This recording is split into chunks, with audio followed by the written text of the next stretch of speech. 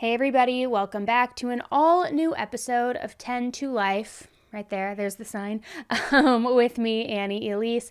I hope you guys are having a good day today and you are ready to talk true crime, hang out with me for a little bit because we do have a scary case to talk about today. They're all scary. Today's case kind of hits a little too close to home, if I'm going to be honest. But anyways, if you're brand new and you have absolutely zero clue who I am, and you're all, hey, who's this dumb airhead blonde on my screen? What's going on? Let me tell you who I am. My name's Annie, and we like to just talk true crime here. My goal is to share cases with people so that hopefully it'll help educate a little bit. It'll help people realize the different red flags to look for, different behaviors to look for. We, of course, one of our primary focuses is that the victims' voices continue being heard and that their voice is what echoes louder than the perpetrator's voice. And so that's what we do.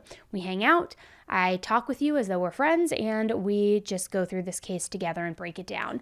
So, long-winded intro, but you guys get it. Now, today's case, what's interesting, and the reason I say it kind of hits close to home is because even though it didn't happen super recently, there's a lot of parallels with where the world and where the industry and technology is going today. So, I'm getting ahead of myself, but I feel like as though it's kind of ridiculous how much like the gig economy and apps have basically changed every single thing that we do. I know for me, 100%. Like for example, if I want, I can order Starbucks through DoorDash. I can have it waiting here at the studio for me before I even come in. I don't think I have cooked a lunch meal in a long time. I always go to Postmates or go to DoorDash. I could also use Amazon for all of my regular errands. I can use Instacart for groceries. I could even sign up for a weekly meal delivery kit. I mean, everything is literally at our fingertips. And I basically don't ever need to leave my house unless I want to, which, spoiler alert, I never want to.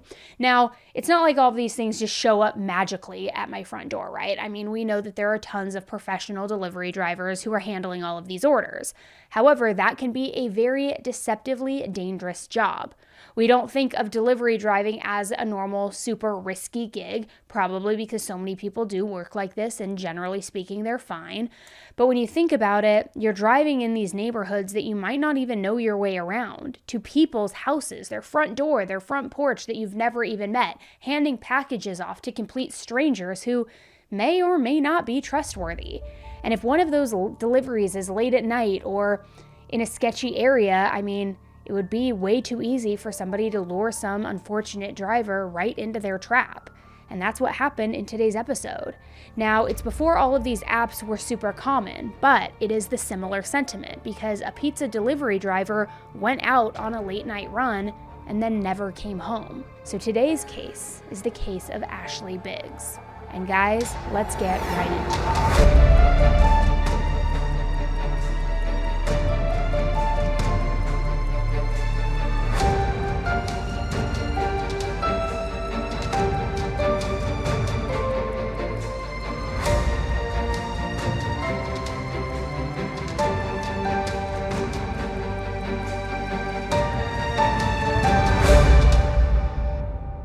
Today's video is sponsored by Rocket Money. So I am all about like spring, summer cleaning, but not just my closet, not just my house, also my finances. Because recently I was checking my online banking and I discovered so many reoccurring charges, not just from me, but from my husband too. And they were all for the same amount every single month. So I knew that they were a subscription of some kind, but I couldn't figure out exactly what it was, how to cancel it, anything like that. But luckily I discovered Rocket Money, which has helped me tremendously. Now, Rocket Money is an all-in-one personal finance platform that helps you save more and spend less. Rocket Money is currently trusted by 5 million members and counting. And Rocket Money has helped me save and manage my finances in so many different ways. So like I said, the main feature that helped me recently was canceling all of those unwanted subscriptions, because Rocket Money will safely and securely identify the reoccurring charges and then cancel all of the unwanted subscriptions with just a single tap. What I noticed was that not only did we have so many that we forgot about, but we would have the same one. Both my husband and I had a Netflix account, and I'm like, why are we wasting so much money? But we never would have discovered that if it wasn't for Rocket Money. So so they saved us so much money. Rocket Money also has a feature that gives you a very clear picture of your net worth, including your cash, your debts, your investments, crypto, retirement accounts, collectible items, you name it. And it shows you how it's trending over time, so you always know where you stand financially. So to try it out for free and unlock even more features with premium, head to rocketmoney.com/10tolife or click the link in the video description. It is really so easy. It has helped me out so much, so make sure to check them out. That's rocketmoney.com/10tolife to start managing your personal finances today.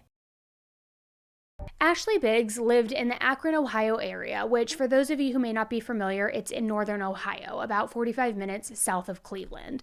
Now, Akron is a pretty big city, not quite as big as Cleveland, but it has all of these companies, colleges, universities, all in the area. So it's a big and busy area, I would say. Now, Ashley was never one to be much of a girly girl. She always felt way more comfortable dressing on the masculine side.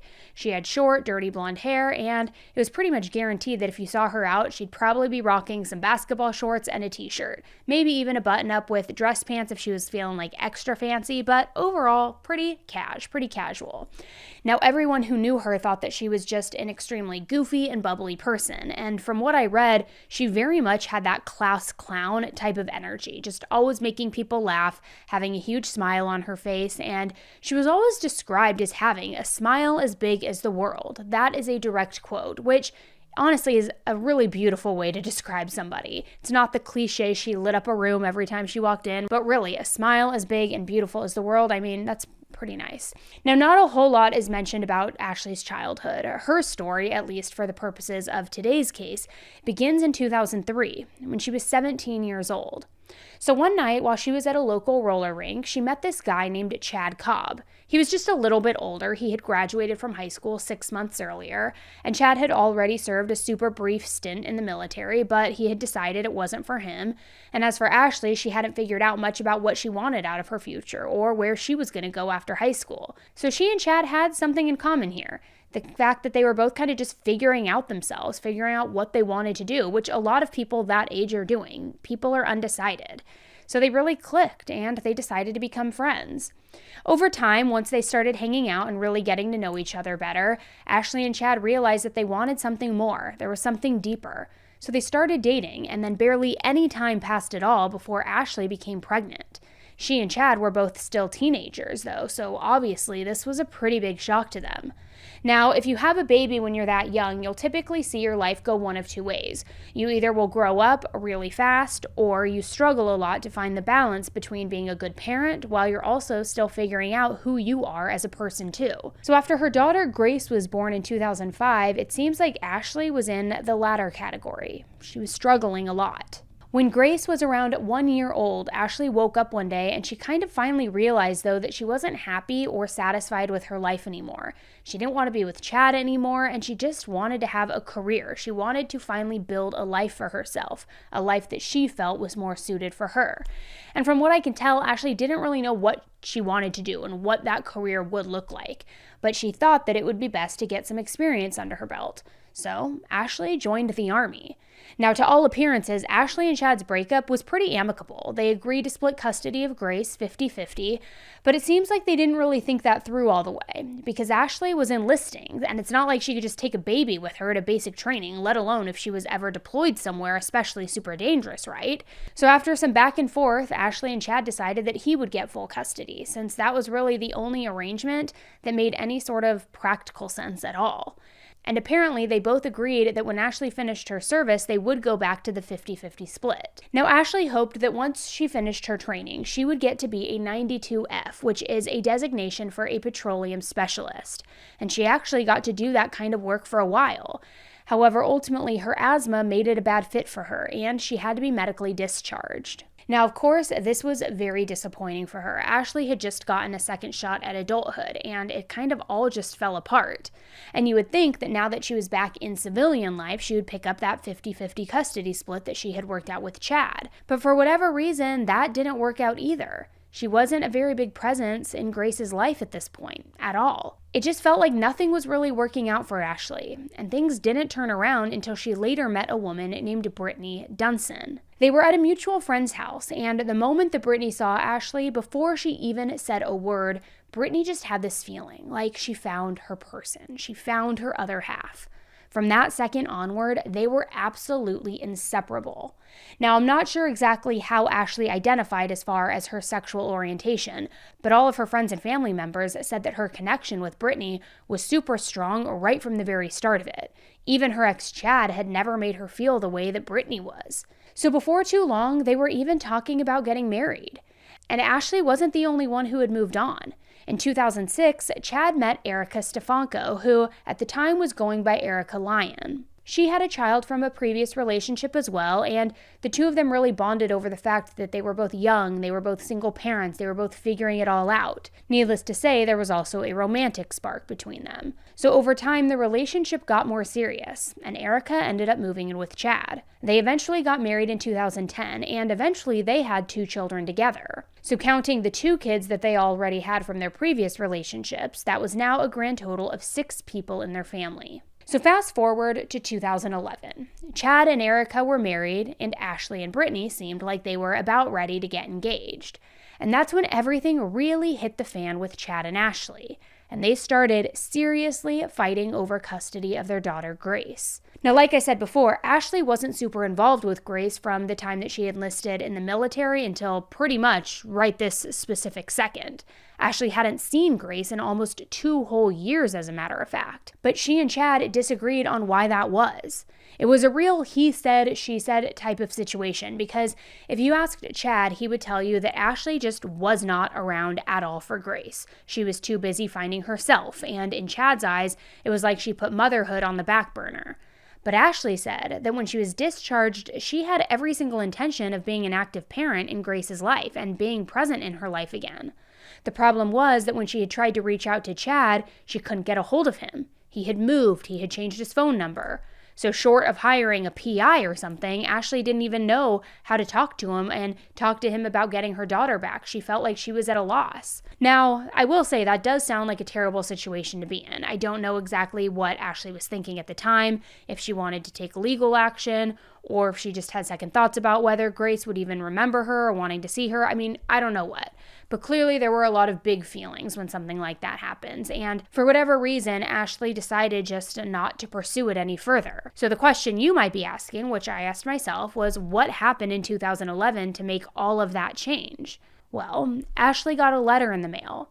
It was from the County Children's Service Board, and it said that they were investigating Chad and Erica. There were concerns about Grace's well-being, and I'm not sure on the specifics, but whatever it was bad enough for Chad and Erica to automatically lose custody of Grace, and Grace went right back into Ashley's care. But what's really interesting too is Ashley was pretty unsurprised by all of this. She knew that Chad had a history of bad behavior, apparently, and she had told Brittany all about it once their relationship started heating up, once it started getting more serious. According to both Ashley and her family, Chad was extremely controlling and extremely abusive. In 2005, he had been arrested for a domestic disturbance, and he pleaded guilty to the charges. Ashley's family said that it was during this time that she became really distant from the family, which we know is a huge red flag and, unfortunately, very common occurrence in domestic dispute cases. So Ashley's distance made it difficult for her family to really get a vibe for what was happening, but they sensed that it wasn't anything good. The few times that they would see her, they saw very noticeable bruising on her arms, and you can just tell the difference between when somebody has been grabbed and that type of bruising versus when somebody has been bumped into the corner of a table. I mean, not all the time, but oftentimes you can definitely tell by the marks and by the different bruise patterns. Now, the last time that Chad had been abusive toward Ashley, it was before she left, and he had apparently hit her while she was holding Grace, who was just a baby at the time. And I think that moment was really the last straw for her. Now, I know some of you guys might be judging too. Okay, well, if that happened, if he was abusive while she was holding baby Grace, why did she leave Grace in his custody? We don't have the answer for that. But sadly, and not so surprisingly, after Chad was arrested and charged, he was given kind of just a slap on the wrist for everything. He was only sentenced to probation, to anger management classes, and he was ordered to not have domestic disturbances with Ashley Biggs, which... What? You're telling somebody who was convicted of a physical domestic crime to just simply not commit any more domestic physical crimes? I mean, what? Make it make sense. And it would sound like a complete joke under different circumstances, right? Now, I'm not saying that it's okay that Ashley was so absent in Grace's life those few years after she left the relationship, but it also does make a little bit more sense knowing Chad's abusive behavior towards her, why she pretty much just left and never looked back. Although you are fair in having your own opinions about why she would leave her daughter behind. I'm hoping and I'm sure that it was something that she regretted a lot and wished that she could change, so I don't want anybody to think that I'm judging her by bringing up her absence. It's just pertinent to the story as a whole. And in fact, Ashley was still understandably scared enough of Chad in 2012 that she ended up taking out a protective order against him. She also switched career paths a few times in those years after being discharged from the military. She was a home health aide for a while, and even though that wasn't something that she ended up wanting to do as a lifelong job, she was extremely good at it. Like I mentioned earlier, she was silly, she liked to have fun, but she also really cared about people, and she was all about taking care of other people. And if you've ever been in need of a home health aide in your life, you know how scary that can be. Letting a stranger into your home, trusting them to take care of your sick loved ones, or yourself if that's the case. So Ashley was always stepping into this very emotional, high-charge situation, but she would always rise to the occasion. And you could say that she almost had this knack for making her clients feel comfortable. Not just the patients, but their families, who knew that they were leaving their loved ones in good hands. So eventually, Ashley moved on to other kind of jobs, but for years afterward, a lot of those families still remembered her. They just remembered her as this incredibly caring person. Eventually, Ashley enrolled at Stark State College, and she wanted to become a physical therapist. So when she did this, she was super busy. I mean, between her college classes and being a single mother, she didn't have a lot of free time. Plus, she was working 2 jobs, which she had to do in order to pay for her bills and set up a college fund for little Grace, who was growing by the day. And meanwhile, Chad and his family regained visitation rights. Now, since there wasn't much that I could find on why those rights had been stripped from them to begin with, I couldn't really find anything else on the resolution to the case. If authorities were allowing Grace back into the home, you would assume that they had resolved whatever problems there were, but that then contradicts things that we're going to be talking about later on. I mean, you know how CPS is in a lot of these cases, but either way, Chad and Erica were deemed fit parents again. And even though it wasn't Ashley's fault that he had lost custody in the first place, Chad acted super hostile and put out whenever he came to meet up with his daughter. And I think from things that we'll learn later on in this case, he also was just angry at the fact that Ashley had now been brought back into their lives and that she was actually now fighting hard to be in her daughter's life. It was clear she wasn't just going to drop things. And Chad did not like losing that control. Not at all. One time, Ashley and Brittany set up a visit with Chad, with his mom, and with his grandma over at Brittany's house. While everyone was there, including Grace, Chad started chewing Ashley out, acting like she was in the wrong to raise her own daughter, and that she and Grace barely even knew each other. And again, it wasn't Ashley's fault that he had lost custody. It was super weird for Chad to be blaming her. If Ashley hadn't stepped up for Grace, it's not like his daughter would have gone back to him. She might have ended up in a foster family. Who knows where she would be at this point? And things just got worse over the next few months. I mean, Chad and Erica would constantly call the police and tell them that they needed to go to Ashley and Brittany's apartment to do a welfare check on Grace, as they were these overly concerned parents worried for Grace's well-being. I mean, it was getting out of hand. And each time the cops showed up, they did this quick search and they talked to Grace and they found absolutely no signs of neglect at all. There was no reason to think that anybody had harmed her. It was pretty much like these reports were just out of spite, out of pettiness, especially because they did it multiple times. It wasn't just some kind of one-off thing, one kind of maybe something's wrong type of thing. It was a pattern. It happened repeatedly. Now, based on the fact that Chad had been extremely abusive toward Ashley in their relationship, and the fact that he still acted very hostile and aggressive towards her, Ashley and Brittany started taking some precautions when it came to him. Understandably so. They told all their neighbors to be on the lookout and to also let them know if they ever saw Chad acting weird. And shocker, he had been acting weird. One of the neighbors said that they had spotted Chad lurking in the parking lot of the apartment complex and that he was looking very, very suspicious. And this apparently happened multiple times. He would sit in his car for hours on end, and it seemed like he was scoping out the area, trying to get a sense of the building's layout and what else was in the area. Or maybe even get a better idea of Ashley and Brittany's schedule. And no matter what he was specifically looking out for, it was super stalkery. Think baby reindeer vibes if you've seen that. If you haven't, warning for episode 4, but you get what I'm going. Like, just kind of watching, following, always around. And this was all really alarming, and it went on for months. So by June of 2012, Ashley was still as busy as ever. She was now still dealing with Chad. She was raising Grace. She was working her 2 jobs. She worked both as a janitor at Malone University, and she was also delivering pizzas for Domino's. And that's where she was on the night of June 21st. And she was scheduled to be on duty until pretty late in the evening. Brittany was home by herself, just relaxing around the house and waiting for Ashley to get back. And on this specific night, Grace had been with Chad and Erica, so Ashley and Brittany were kid and responsibility free. And everything was pretty ordinary that night, up until Ashley's manager, who was also good friends with Brittany, gave her a phone call. He asked Brittany if she had seen or heard from Ashley, because apparently earlier that night she had gone on a delivery, but she still had not come back. And I guess because Brittany was friends with the manager, her immediate thought was that he was messing around with her or something, because instead of answering the question, she literally told him, "That's not funny."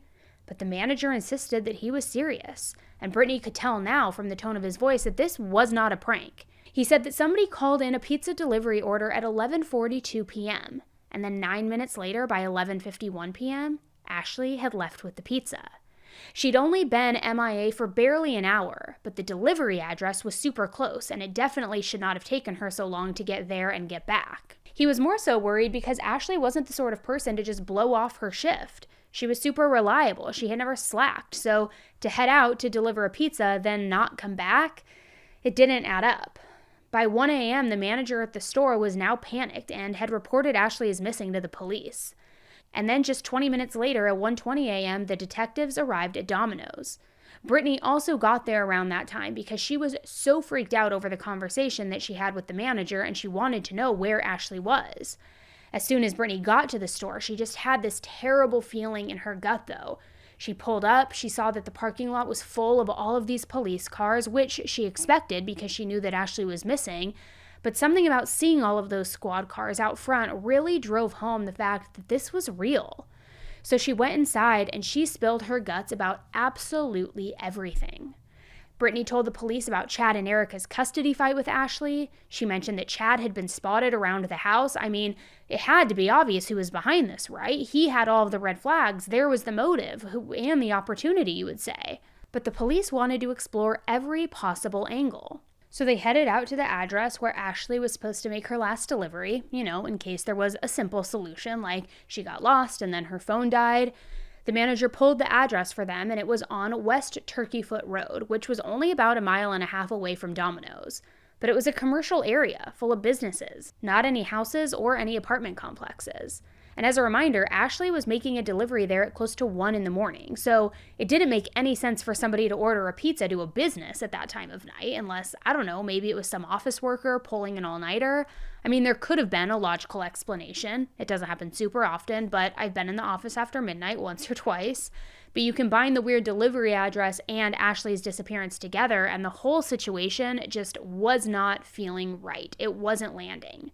Especially because once the police did get to that address on West Turkeyfoot Road, it was pretty much deserted. There were no cars pulled over, nobody walking around, and definitely no sign of Ashley's car. And the delivery address was a business that was all dark and all closed up. There were no hungry office workers inside late that evening wanting pizza. There weren't even any cars in the parking lot. But that parking lot was extremely dark and super secluded. So if somebody, say, placed a fake pizza delivery, specifically because they wanted to abduct Ashley, that's possible. That would pretty much be the perfect place to try and get her alone, right? And in fact, it didn't take the detectives very long at all before they found a huge amount of blood on the ground. There was a bunch of loose, scattered change around it as well, and it looked like someone might have dropped it or it fell out of somebody's pocket during some type of struggle. And I'm really thrilled to say that the police were taking everything super, super seriously at this point. We don't necessarily hear that often enough. Sometimes they brush it off as something like, oh, they must have left on their own accord, but they were taking it pretty seriously. And Ashley had only been missing for a handful of hours. So then around 3:30 in the morning, they knocked on Chad and Erica's door. And for what it's worth, they lived about 20 minutes from Domino's, so it's not like they were super far away from the crime scene either. But the house was dark, which, fair, it was the middle of the night. It was 3:30 in the morning. But no matter how loudly the police were knocking, nobody ever woke up and came to answer the door. And more importantly, Chad's black Lincoln was not parked in the driveway. Which could, yes, be a red flag, but it also was kind of a good sign in a sort of way. If Chad had done something to Ashley, he wasn't home yet, so maybe she was still alive, maybe she was still with him. It was just kind of a case now, figuring out where they had both gone, if he was in fact involved. But detectives knew, regardless, that when it came to Ashley, the clock, it was ticking. So the police pulled all of the information that they could about Chad's car.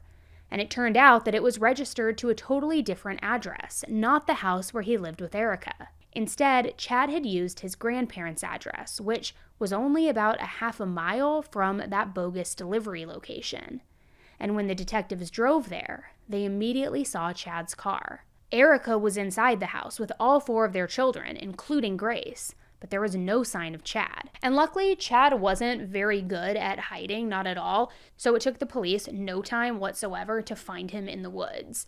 He was wearing camo clothing like he was some kind of cosplayer. I mean, I don't know what he was trying to pull off, but he was definitely like hiding out and thinking that people wouldn't be onto him. But the investigators ultimately brought Chad and Erica into the station, and not surprisingly, they both told the detectives that they had no idea where Ashley was. They didn't know anything about her disappearance.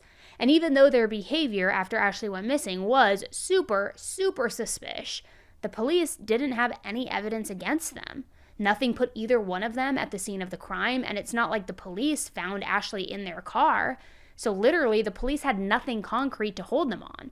So they had no choice but to let Chad and Erica go. Well, it was only a couple of hours before the sun rose again, which meant that the detectives now got to go back to that parking lot and see if there was anything else that they could figure out. Anything from looking at the scene under a full sun of daylight. And there was. In fact, there were drag marks in the pool of blood. Now, I do want to remind everybody here, Ashley had a military background. It wouldn't be easy for somebody to just grab her and drag her off. She would know how to defend herself. Basically, if somebody wanted to carry Ashley away, they would need to really hurt her or even knock her out first. So now, in the morning light, detectives, they were able to conclude pretty quickly that Ashley had more than likely been tasered. See, I didn't know this before, but apparently when a taser cartridge is released on tasers like the one that you see the police using, it also shoots off these little paper dots everywhere. It almost looks like confetti. So as soon as they saw all of those little dots, the pieces of the puzzle, they started to form. Ashley had very clearly been tased, which would have been enough to disable her to pretty much be at the mercy of her attacker and then be taken to a secondary location. So while the detectives were still working and trying to figure out everything going on, focusing on the crime scene, trying to search for any possible clues, they got a tip from a woman who lived in the next town over. She had seen a news report about how Ashley was missing, and not only did it give a physical description of Ashley, it also included a picture of her car, which, remember, was also still missing. Now, this woman lived on top of a hill, and she had the perfect view of a large field that was right beneath her house. And when she looked outside, she spotted a silver car in a nearby field. It was pretty far away and kind of hard to see from her house, but she felt like it kind of looked like the car that was being shown on the news. So the woman figured it was probably nothing, but decided to report it anyway, especially since she had never seen a car parked out there before. It was kind of odd. It kind of stood out. Worst case scenario, the cops look into it and it belongs to whoever owns the property and it has absolutely nothing to do with Ashley's disappearance. No big deal, right? Best case scenario, maybe there's a lead. Maybe there's some answers. So the police arrived, and not only did they immediately confirm that this was Ashley's car, they also found her body in the back seat. It was covered in a ton of blood, and blood was everywhere. There were signs that she had been beaten, and there was a 4-foot zip tie around her neck and some other body parts. And that's how she died. She was strangled with the zip tie. Her body was in bad shape, but there were still some things on the body that were pretty identifiable markings. Ashley's mom, Kim, told the police that Ashley had 2 tattoos of stars, each on the back of both of her arms, as well as a tattoo on her belly button. And sure enough, the body in the car had those exact same tattoos. Now, it was a super big deal that the police found those zip ties on her body, because obviously any investigation is going to be easier if you can get your hands on the murder weapon right away. But they were also key because you can't just head to Target or the general store and pick up 4-foot zip ties. These were industrial sized, so they were a little more tricky, a little more difficult to find and buy. And that meant narrowing in on who bought them might be a little bit easier. And Chad? Well, Chad owned a cable installation company. So there were legit business reasons for him to own this exact size and style of zip ties. And it would have been super easy for him to just grab a couple before he headed off and killed Ashley. I mean, it was enough information for the police to file a search warrant of Chad's house and get it approved the exact same day. And keep in mind that Ashley had been reported missing less than 24 hours before, so it was like this investigation was moving lightning speed. And everything just started moving even faster once the police had a chance to look around Chad's house. They found gloves, a taser, camouflage clothing, a neoprene mask, a military-type flashlight with a lens for night vision, duct tape, and, the most damning evidence of all, industrial zip ties, identical to the ones that were found on Ashley's body. All of this was just sitting out in the open, not even hidden, probably because Chad hadn't even had enough time to cover his tracks at this point. So this was enough for them to arrest Chad and charge him with aggravated murder, and his bond was set at $1.5 million. Now, the DA pushed really hard for Chad to face the death penalty. I mean, it was pretty obvious that he did it, so why not throw everything you've got at this guy, right? I guess Chad didn't feel good about his chances at beating the charges either because he accepted a plea deal on February 26, 2013. Chad pleaded guilty to 9 separate charges of aggravated murder, kidnapping, robbery, felonious assault, retaliation, tampering with evidence, abuse of a corpse, possession of criminal tools, and domestic disturbance. He was sentenced to life in prison without the possibility of parole. Now, I wish I could say that this was the end of the story. They found the killer, they got him to admit it, they sentenced him, boom, done, over. But there was still a little bit more that needed to be done before Ashley could actually have justice. And there were still a few more details that would throw a curveball in this. See, there was still the question of why Ashley agreed to deliver the pizza to that sketchy, dark parking lot in the first place. You'd think that she would recognize Chad's name or his number on the order and say, no, definitely not doing this. Clearly this is a trap, right? I'm not going to go and deliver this. I'm not going to go and see him. Well, by the time that Chad accepted the plea deal, the police had already figured out that he didn't make the delivery order himself. They knew a woman had called the Domino's because Ashley's manager recalled that it was a woman's voice calling in, and the name on the order was Jen. They didn't know who Jen was specifically, though, but it sounded like the police thought that this woman was actually working with Chad. It's not like he had asked a friend to call in and they didn't realize what was going on, right? And obviously, you can probably guess that Chad's girlfriend Erica was the so-called female caller. And the investigators fully believed that Erica was part of this murder plot. Even if she didn't strangle Ashley herself, she surely must have helped plan it. And they also thought that she tried to make it easier for Chad to get away, especially because she drove over to his grandparents' house with him and the kids. The issue was, there was very, very little evidence that they could actually pin on her, which we'll go over now because it's pretty important to still mention, even if it wasn't enough at the time to do much good. Now remember, this whole case happened in 2012, not 1947 or something where they couldn't trace the caller ID, but if it had been that simple, we wouldn't be talking about it today. The call had come from a prepaid phone, which just showed how premeditated this entire murder was. And interestingly enough, the detectives found a receipt in Chad's house during the search warrant. The receipt was for 2 15-minute air cards that were bought from Walmart. And the beauty of the 21st century is that sometimes in true crime cases, we get surveillance camera footage that really ties everything together with a big, beautiful bow. And to nobody's surprise, that Walmart surveillance footage, it captured Chad, Erica, and their kids all going into Walmart with Chad when he purchased those cards. Now, I highly doubt that Erica wouldn't have known what Chad was doing, and that footage is pretty important here. But it didn't necessarily show her committing any crime, so they still needed more evidence against her. But they just weren't finding it. And meanwhile, Erica distanced herself from Chad as much as she possibly could after his arrest. She divorced him, she remarried his childhood best friend, and she wouldn't even bring the kids to prison to visit with him. And Chad was not okay with any of this, and he decided if he was going down, Erica was going down with him. So in 2017, he wrote a letter to one of the detectives who was assigned to the case. The detectives were honestly shocked to hear from him. Not that he had been forgotten, but he was the least of their worries at that point. He had already been charged, he had already been sentenced, and was pretty much set aside. The real focus for years had been on finding evidence against Erica, which ended up being a lot easier said than done. But Chad's letter, it changed all of that. He wrote in the letter that Erica had worked with him to commit the crime, and that she was the person named Jen who called the pizza delivery order in. And this is really key, but Chad was willing to go into the courthouse and testify against her. And this was huge because for years, Chad had pretty much kept quiet when it came to Erica and her involvement or lack thereof involvement. Now, to hear Chad tell the whole story, he claimed that Erica was the main person who was behind the whole murder. She planned it.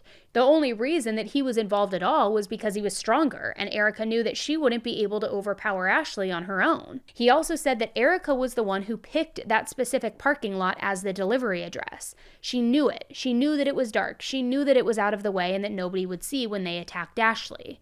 Chad also made it sound like Erica was the one who zip-tied Ashley, while he tasered her and choked her to death. Now, when Chad dumped Ashley's body, he had Erica follow him in her car so that he would have a ride back home. And this detail was especially wild because, like I said before, Erica had all of the kids in the car with her. So I guess maybe you could say, I don't know, maybe you could argue that it's a good thing that they didn't leave the children at home unattended, but also what kind of monster brings their kids with them to the scene of a murder? Who wants to expose an innocent, impressionable child to any of that? Especially given the fact that Erica brought Ashley's own 6-year-old daughter, Grace, along with them. Which I'm not the only one who's pissed at Erica's decision-making around parenting. Chad freely admitted to the police in the end of his letter that he was sick of Erica being free, living her best life with her new husband and their kids, and never letting Chad visit them. He was furious. And that's ultimately why he was willing to testify against her now, after all of these years. It made the police pretty skeptical about his whole story, especially since he had essentially admitted that he was just angry at Erica and angry that she wouldn't bring his kids to visit him in jail. He was clearly only admitting to Erica being involved to be petty, and you can't really take someone to trial on a criminal's word alone. His story wasn't adequate evidence, and the police straight up told him that.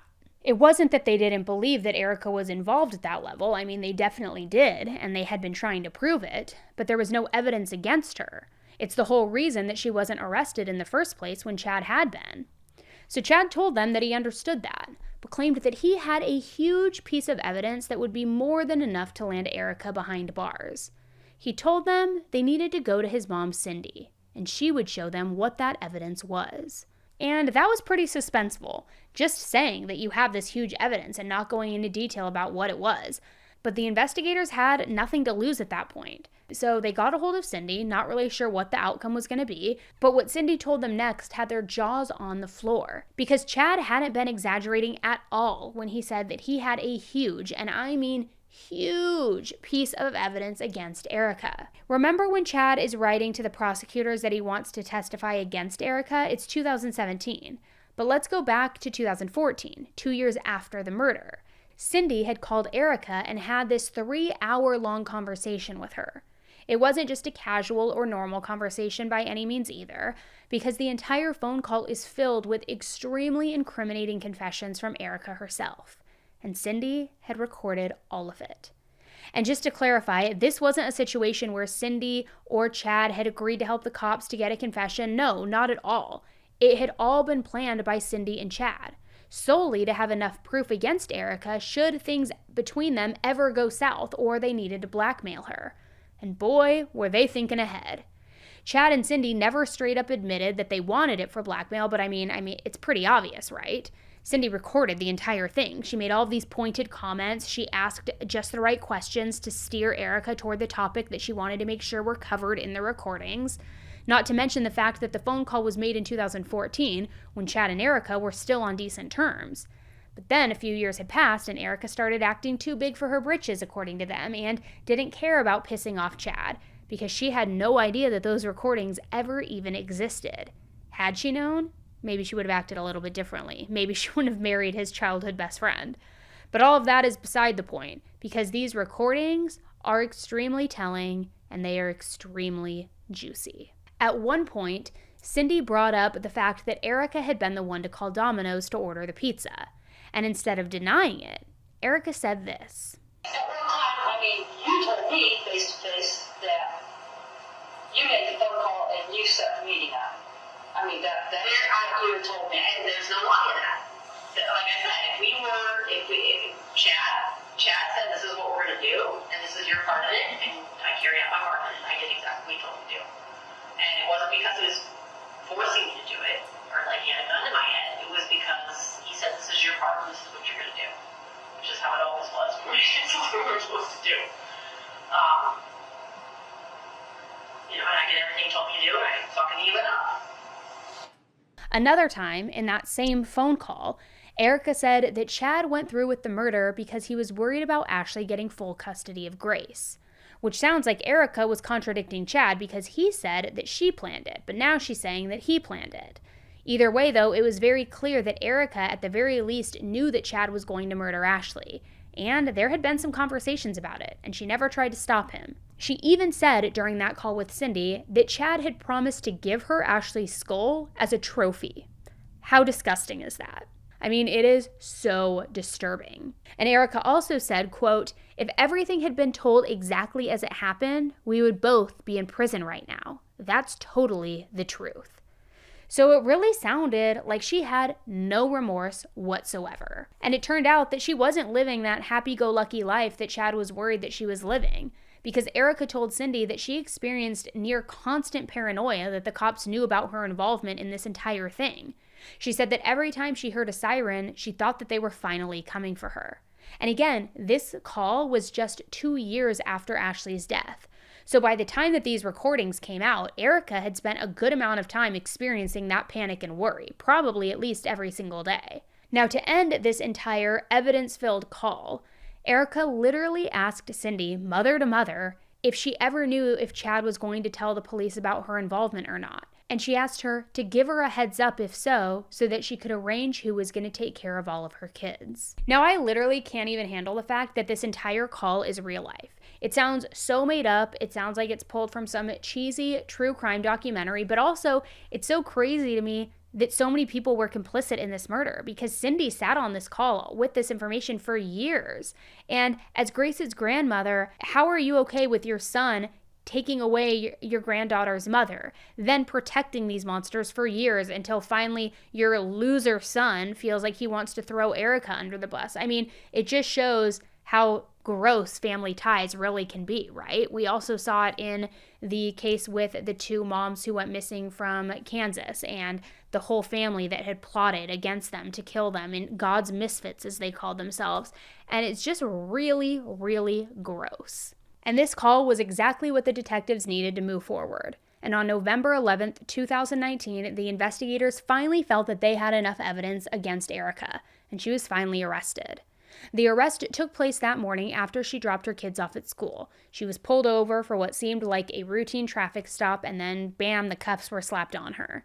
Now, the one thing that fills me with absolute joy is imagining the panic and fear that she probably felt when she got pulled over, worried that maybe today was finally going to be the day that she was finally arrested.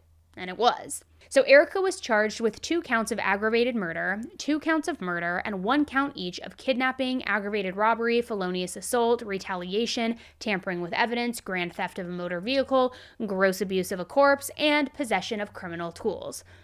It's a mouthful, right? Her trial lasted 8 days, during which Chad did testify against her over a video conference, since this also took place during the early days of the pandemic. The jurors also heard from Chad and Ashley's daughter, Grace, who was 15 years old by this point. Even though she was only 6 years old at the time of the murder, she remembered everything. So she got on the stand and she corroborated Chad's entire story. This included the fact that Erica was the one who ordered the pizza, because she was in the back seat when it happened. She also had a lot to say about Erica's parenting style, specifically the things that she vividly remembers Erica doing and saying to her. I remember going to a dance where we had the matching dress, and I remember having good times, but then I also remember having bad ones. And the bad ones, do you know how frequently or often they were? I don't remember how often, but I just remember them happening. All right. And what types of things are we talking about that you're remembering? She was mentally abusive and physically. And how was she mentally abusive? She would tell me that if I told my dad what she was doing to me, then she would do worse. And I kind of figure that's like mentally. And you said physically, so what was the physical type of abuse? I remember she would hold me on the ground and she would hit me. And then she also, before, made me eat dog feces. So let's talk about that. Do you know why she made you eat dog feces? Because she was jealous of my relationship with my father. With who? With my father. With your father. Of course, this only ever happened behind closed doors. Erica knew her behavior wasn't okay, and she made a point of apparently hiding it from Chad. Erica forcing Grace to eat dog poop isn't funny at all, but her defense team's excuse for it was definitely comical. I mean, almost stomach-turning, but kind of comical. Because Erica had pretty much just said that in a lapse of good parenting judgment, she had told Grace that what she was forcing her to eat was dog feces, and that Grace, being so young, obviously believed it and didn't know the difference. And even if what Erica claimed to be the case was 100% true, which I don't know how much I necessarily believe that, but I think it shows in and of itself how she was treating Grace. I mean, who thinks that telling a young kid that they're eating dog poop is funny at all and a solid punishment? That is like traumatizing. It was all super disturbing, and it was just the tip of the iceberg. I can't even begin to overstate what an absolute disgusting slimeball Erica was. She clearly didn't feel bad at all about Ashley's murder, whether she was guilty or not. I mean, whether she was guilty or not, you'd think that she would at least have a minimal amount of respect for the dead, but one of her former friends took the stand. And, I mean, I think the testimony speaks for itself. Listen. Did she talk about, after Ashley was murdered, anything she may have done in regards to Ashley? She did say that after everything had happened, that she would visit Ashley's grave. And at one point, I know that she had said that she had defecated on her grave. Now, after 3 full days of deliberation, the jury shockingly ended up in a deadlock. I don't get how there was any doubt in anybody's mind, but there you are. And instead of a typical mistrial, the court ordered the jury to basically go back into deliberation and not to leave until they worked out a verdict. And this situation doesn't happen very often, and it's interesting because in theory, jurors are supposed to rule according to their own understanding of the evidence. But State v. Howard says that you should consider it desirable that the case be decided. So it's just odd that this is actually something that can be used in trials, since it almost sounds like it encourages the jurors to just give in to peer pressure and get things over with. But in any event, sometimes that does happen because it's worth getting the verdict rather than a deadlock, especially if it's 11-1 or whatever the ratio may be. But everybody has their own opinions on that, so you tell me what you think. And from there, it only took a couple of hours before they finally reached a verdict. Erica was found guilty of murder and aggravated murder. And in a surprise to absolutely no one, given how manipulative and selfish she had been this whole time, Erica asked the courts for leniency. She said that she had 5 children since she had had another child with her most recent husband, and that she had a family who needed her at home. And it's interesting how she included Grace as one of those 5 kids, considering the things that Grace had testified about. Also, their very toxic and abusive relationship, and the fact that Chad's parents were granted custody of Grace after his arrest. So it's not like she was like stepmommy of the year or anything. Your Honor, if it is healing and helpful Ashley's family and friends to Grace, think of me as the monster. If it is helpful for Cindy Cobb to exonerate her child for his own actions by putting the blame on you, if that helps these people, particularly the people who are victims, I can accept that. I was most certainly my worst self during my relationship with Chad. I have never been a hateful person. I would never have wanted what happened to Ashley Biggs, regardless of what statements people think they heard on that tape.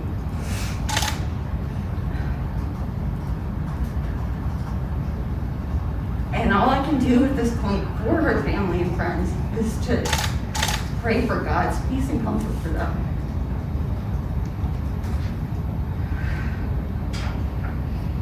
However they need to get it. For my own self, I would ask the court for leniency.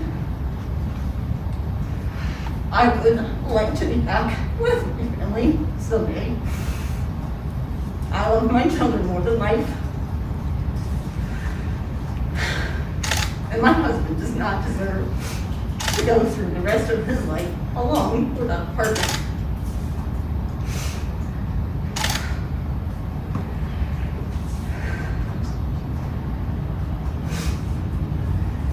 Thank you, Your Honor. Not that anyone was persuaded, and Erica was sentenced to life with the possibility of parole after 30 years. Now you might be thinking, perfect. Both people involved in Ashley's death have been arrested and they've been held accountable, end of story. Nope, we're not finished yet, guys. Erica's defense team asked for an appeal, and she managed to get a retrial in January of this year. And there was a ton of back and forth over what was and wasn't admissible, whether the prosecutors could use all of the same evidence from the first trial, I mean, you name it. And at the end of the day, the judge basically allowed everything. So it was almost like a redo of Erica's first murder hearing. And at the end of all of this, Erica was found guilty again, and she got the exact same sentence as her first trial, life in prison with the possibility of parole after 30 years. The whole thing had just been really pointless and has just caused even more pain for Ashley's friends and family. Now, there was one moment during Erica's trial where some of Ashley's autopsy photos were shown. That would be tough for anybody to look at, even if Ashley was a complete stranger. But to Ashley's mom, Kim, it was unimaginable pain seeing her baby like that. And she literally passed out from the stress and trauma of it all when the pictures were shown to the court. And that was just one small thing during the two trials that really put into perspective how awful it was for Ashley's loved ones to go through it, not only once, but twice. I cannot even begin to imagine. Now, speaking of the pain that Ashley's family went through, the media caught a pretty emotional reaction from them during the sentencing, and it was definitely a hard watch. The fact that you took the life of a young working woman who was trying to support her only child, the fact you took the life of a young Army veteran who served our country and put others before herself, taking into account that you lured this young Army veteran mother into a dark parking lot late at night while in a car with 4 young children. And this is the most egregious part. That included the victim's own daughter. Also taking into account the secondary trauma that you've caused for individuals in the community, for jurors, for court staff, and everyone else who's had to review the pictures, the testimony, and everything that happened that night. Could you please stand, Mrs. Stefanko? Ashley's mom, Kim Biggs, also spoke about how it felt to lose Ashley, all thanks to Erica and Chad's actions. As Ashley's mother, I relive her death every single day. Every day I wake up and my first thought is my daughter is gone. Every day I feel unspeakable pain and loss that I will never get over. Every day I think of my granddaughter who is growing up without a mother. Every day I wonder what Ashley would have accomplished had she lived. Every day I must come to terms with the fact that there's a huge dark void in my life. I got wrenching pain. It takes my breath away. The daughter I carried, gave birth to, raised, watched grow into a beautiful human being is no more. She is gone, and she is never coming back. Erica Stefanko helped decide that her life was worthless, that she did not deserve to live, and she helped kill her, my daughter, in cold blood. Kim also gave an impact statement during Erica's sentencing, and it was so heartbreaking and really just showed the intensity of a mother's grief. She told Erica, "I hope when you call home you get a voicemail. I hope when you write home your only pen has no ink and every pencil breaks. I hope that those around you get to see the real Erica for the second time and will remove you from their life." Even though Ashley was physically the victim of this case, her daughter Grace was also a victim. She lost her mom and her dad in pretty much one huge swoop, and she had to endure recalling those losses, as well as the abuse from Erica all over again during the trial. No 15-year-old should ever know what it feels like to testify in a gruesome murder trial, let alone when it was your mother who was murdered and your dad and his wife were the ones doing the unthinkable. And unfortunately, Grace has said that she doesn't remember Ashley at all, which makes sense considering she was so young, but it doesn't make it any less sad to hear. Ashley had spent so many years not being the most present mom in the world, and when she was finally getting things together and wanting to do better and be better for Grace, it was all taken away from her. Thankfully, despite all that Grace has gone through in her life, all of the turmoil, all of the trauma, she's now doing good. And all things considered, I would say she's thriving. In 2020, Grace did an interview that I think Ashley would be very proud of if she could hear it. She said that she got A's and B's in school and that she was already working at a vet's office at just 15 years old. Her grandma described her as being a very level-headed, well-rounded teen, and just honestly, it makes me so happy to know that she kind of came through this not unscathed, but repairing herself and still moving forward in a positive way, not going off path like so many people do. I really wish that Ashley could be here to see her today and that they could have repaired their relationship and turned it into something really amazing. But at least her family and her friends now have some peace and some justice after all of these years. And instead of fighting for justice, they can now just focus on their own healing, and they can focus on keeping Ashley's memory alive. Thank you so much for tuning in and hearing Ashley and Grace's story today.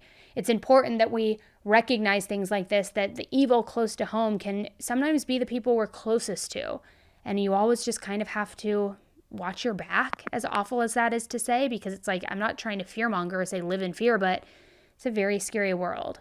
So I appreciate you hearing Ashley's story, and I'm very glad that Erica was finally held accountable. I mean, I hate the fact that his mom wasn't held accountable in any of this. Like, I would say, hello, you're complicit. You knew that they murdered her. You have the secret recording, but at least they did have that recording so that Erica was able to get charged for this, because imagine if she had just gone free the whole time. But I still don't think that the mother should get off scot-free. That doesn't feel good.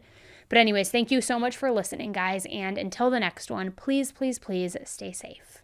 Thanks. Bye.